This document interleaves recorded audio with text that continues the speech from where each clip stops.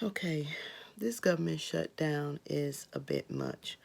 On yesterday, I was scanning through Instagram and I saw a woman who was literally in tears. She had pawned everything that she had to survive during this government shutdown. And she had one item left and she was saving that for rent.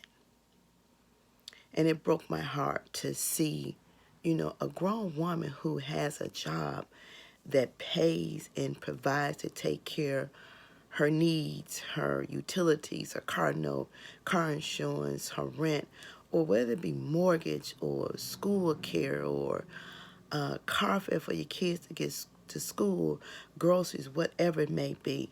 It's 800,000 workers that are affected by the foolishness of an ignorant man that sits in the dark house.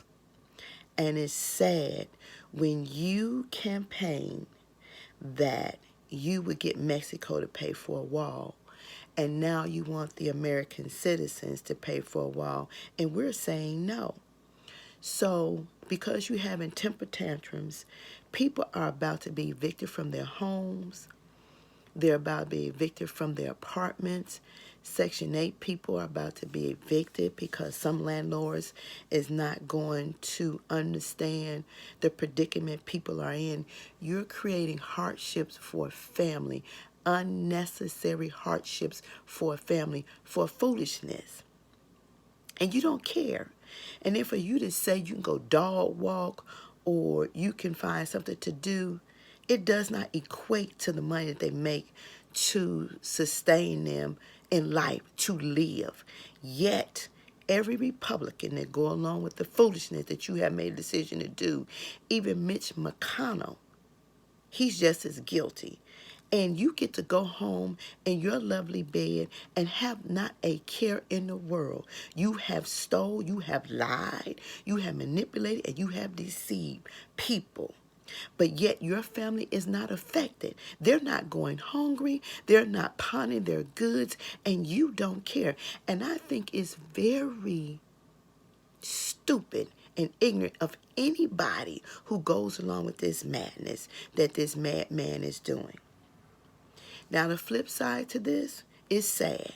Yes, people live from paycheck to paycheck. They survive that way. But you don't want nobody to bag you in a corner, because when you bag people into a corner and they have to come out to survive by any means necessary, that means crime will increase, carjacking will increase. People are going to survive by any means necessary. And you, as a leader, and you're not a leader, you're stupid. People going to do what they need to do to get their needs met, and you don't care. See, here's where my problem come in at. The Republicans are the blame because they allow this madness to go on for the duration and time that it's going on. But you all get a salary, and not one of you all have said, well, I will forego my salary and take it and pay somebody's mortgage, pay somebody's rent. Now, we have a lot of churches in different states, in the middle of blocks. We have businesses, we have companies, we have entertainers, singers, rappers, actors, and actresses. People, lottery winners, people who can afford to pay somebody's mortgage, they can pay somebody's rent, to feed a family, make sure they got heat, light, gas, they can keep their cars, whatever it may be. We went all out with surviving R. Kelly, and this is what pisses me off. We went all out for Bill Cosby, but here are people that has a need, and nobody wants to meet that need. I haven't seen it flooded on Facebook. I haven't seen it flooded on Twitter. I haven't seen it flooded on Instagram. We come together for tsunamis, hurricanes, earthquakes, all that stuff. For those who have the money, and I'm not saying that you have not done, but for those who have not done, and you can afford it. I'm a person who lives paycheck to paycheck. So if I had it, I would help. Believe me. But some of us can't say a prayer. We can't buy a bag of groceries.